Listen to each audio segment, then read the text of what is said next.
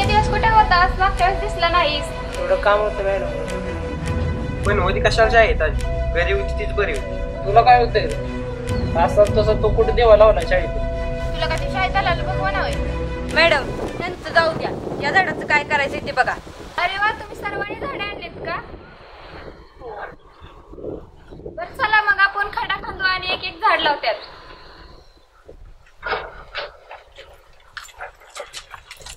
सर्वांनी ते एक एक झाड लावा.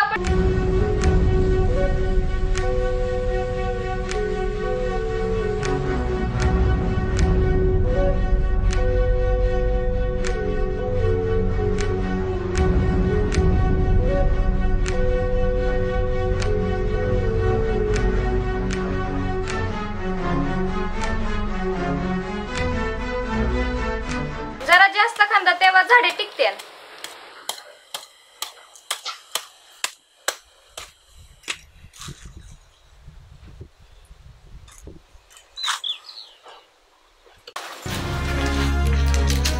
तुम्ही दोघींनी ती झाडे लावा.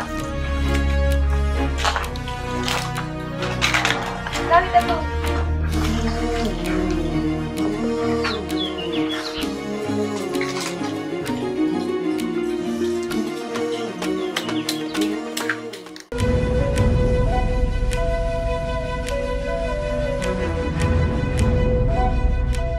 प्रत्येकाने जे जे झाड लावले त्याची किमान 2 महिने तरी काळजी घ्यायची. मॅडम आपण परवा बोललेल्या कामापैकी आज एक काम आपण पूर्ण केलेलं आहे. आता दुसरं काम म्हणजे आपल्या शाळेतील शिक्षकांच्या कपाटाची साफसफाई करायची आहे. म्हणजे आपल्या शाळेतील स्टाफ रूम मधील कपाटांची साफसफाई करायची आहे. मॅडम तुम्ही सांगितल्याप्रमाणे आम्ही पैसे आणलेत. हो मॅडम, आम्ही आणले.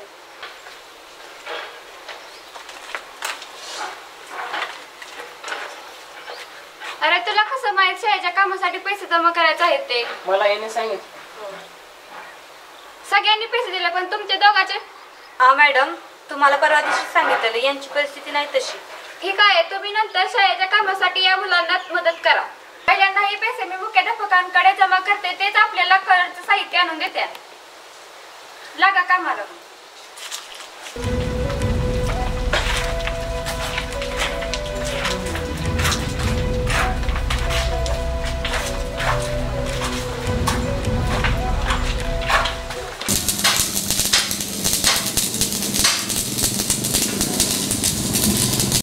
इकडे मी घ्यायचा होता.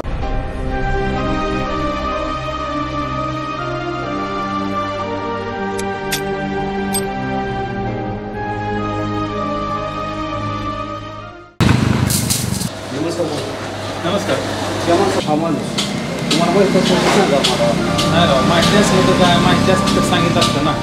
बघितलंच नाही ह्या व्यक्तीला कधी. असं का? हां बघा मला जो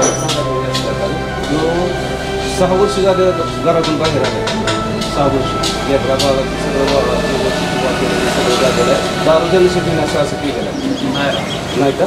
हा नंबर आहे मागचा. हां ओके. हा नंबर आहे मागचा. त्या नंबरवर आम्हाला फोन करा. ओके, भेटला की नक्की तुम्हाला कळवू. ओके ओके, धन्यवाद. ओके चालेल.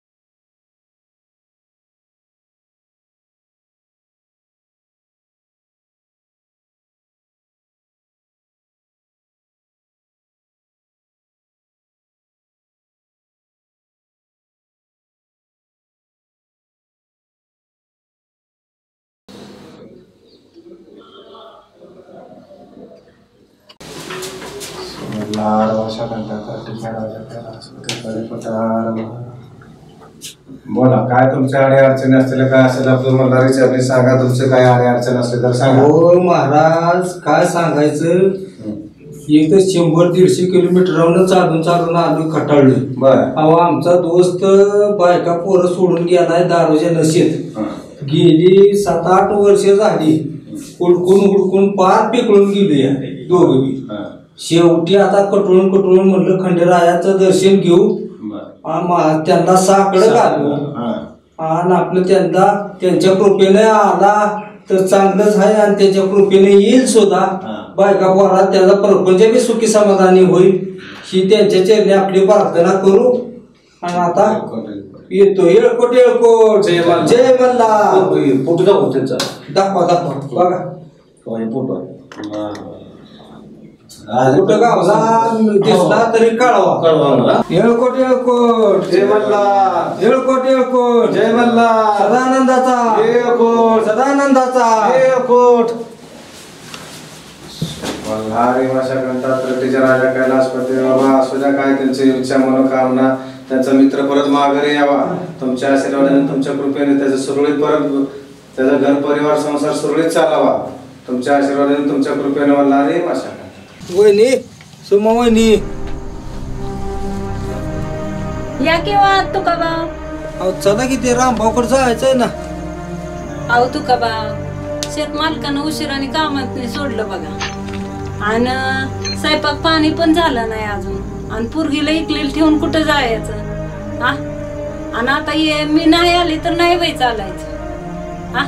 गेला असता एकला पोराला घेऊन. बाई राजा जातोय का तुका बाबर ये बघून काय म्हणतात रामभाऊ ते.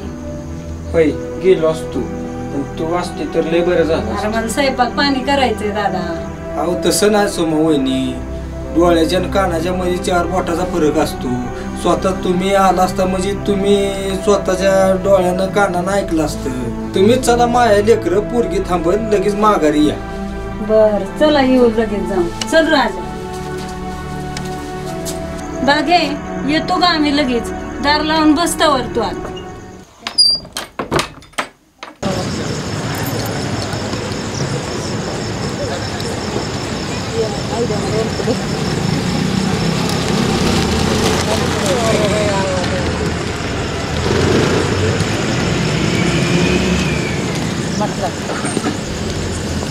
कुठं निघालाय चालली जरा पोराचं काम आहे तिकडे चालली.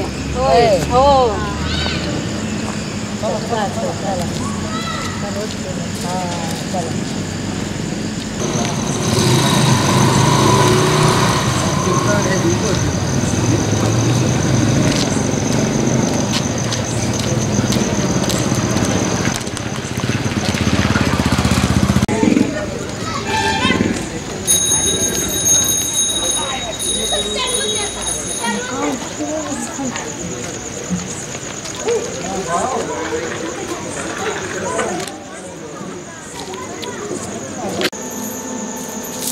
रामभाऊ अय रामभाऊ बोलाय काय म्हणताय. रामभाऊ भानगड अशी आहे आता तू बी पडला घरातला आणि त्या सुदाम्याच्या बी ती पोरं ती पडली घरातली.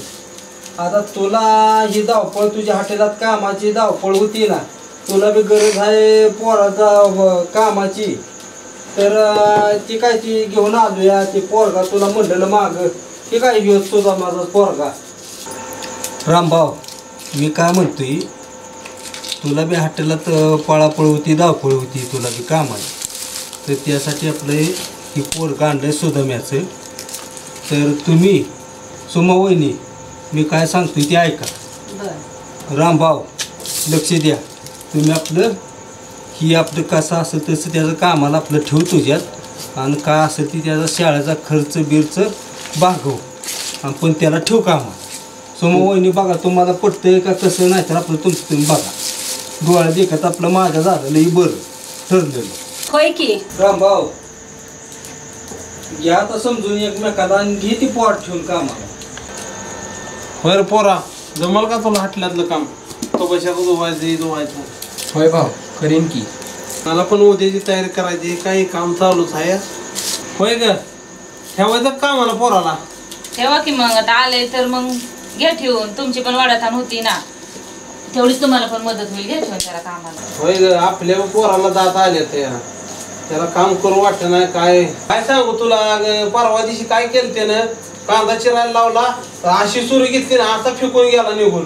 तुका भाऊला इचरा, पुढं होतो तुका भाऊ.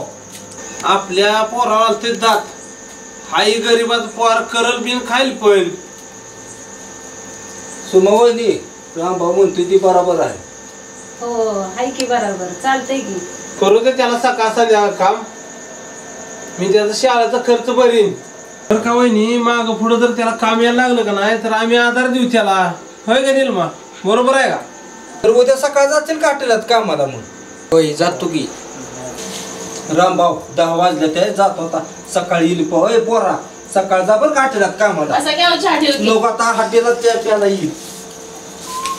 चल बर बर, सकाळी द्या पाठवून पोराला. हो हो हॉटेलात.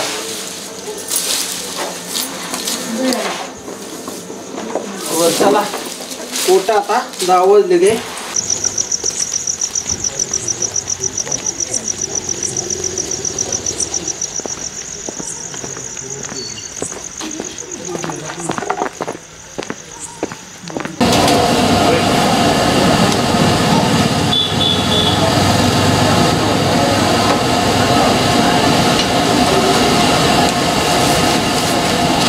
काय काम करू सांगा की. ये, आधी चहा पे.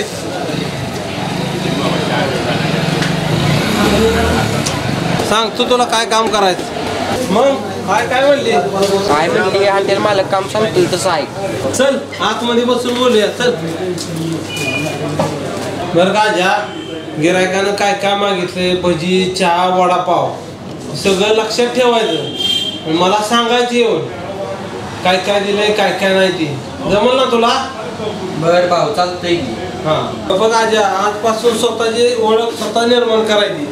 आजपासून खरा प्रवास तुझा सुरू झाला. लागा कामाला आजपासून.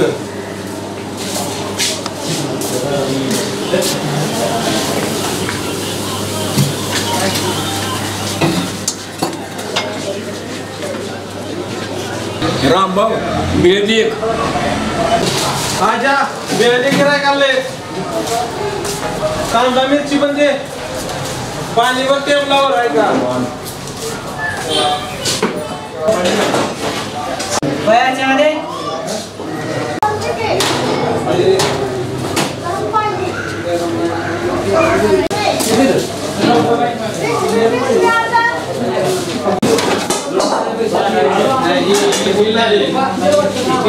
पटापट सोल, वडापाव द्यायचे 20 पार्सल.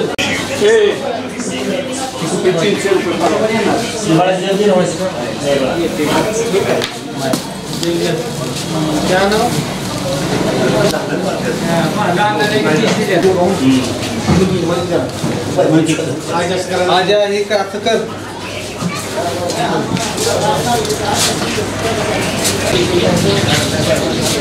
आजा या टेबला पटकन 2 चहा दे.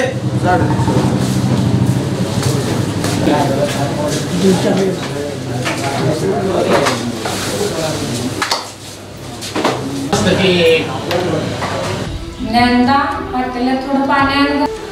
हा आणते ग, पण माझं तुझ्याकडे कामच आहे.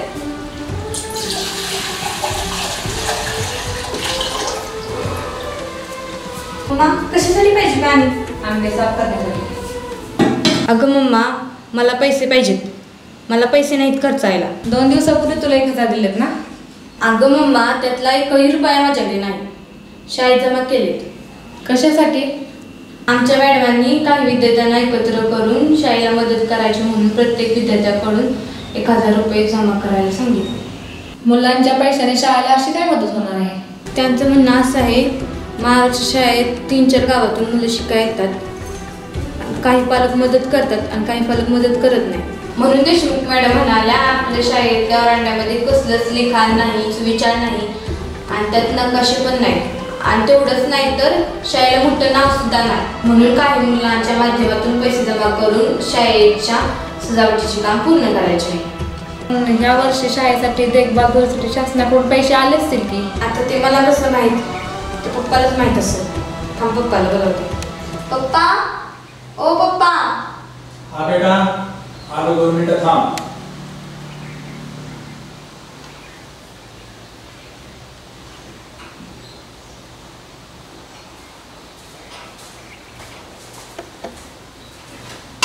हा बेटा बोल. शासनाकडून आलेल्या पैशाचं काय करायचं असते ते मम्मीला सांगा. बर हो अगं, आले शासनाकडून पैसे, पण तेवढ्या पैशात सजावटीचं काम पूर्ण होते का? त्या पैशाच्या पाठीमागं बाकीचे काही काम असतात. ते काय आपलं काही घर आहे का? ती संस्था आहे. दुसरी काय काम बाकी आहेत अजून? अगं ती माळावरची शाळा आहे. ऊन वारा पाऊस या सर्व गोष्टींचा सामना करावा लागतो त्या इमारतीला, कारण ती खूप जुनी इमारत आहे आणि त्या इमारतीला शासनाच्या ज्याप्रमाणे संरक्षण भिंतीची गरज आहे त्याबाबत मला शाळेच्या मुख्याध्यापकांचं पत्रही आलेले आहे. त्यामुळे देशमुख मॅडम म्हणाले असतील की शाळेचं जे दर्शनी भाग आहे त्याचं कलरचं काम आहे ते मुलांच्या माध्यमातून करून घेऊ. हां, हेच सांगायचं होतं मला. अगं त्या मॅडम खूप लक्ष देतात वैयक्तिक शाळेसाठी. हिला कशाला पैसे पाहिजे तर बाकी सगळ्या मुलांचे पण दिले असते ना पैसे. अगं हो, पण माझा वैयक्तिक खर्च आहे. ठीक आहे, असू दे, देऊन टाक तिला काय पैसे लागतील ते.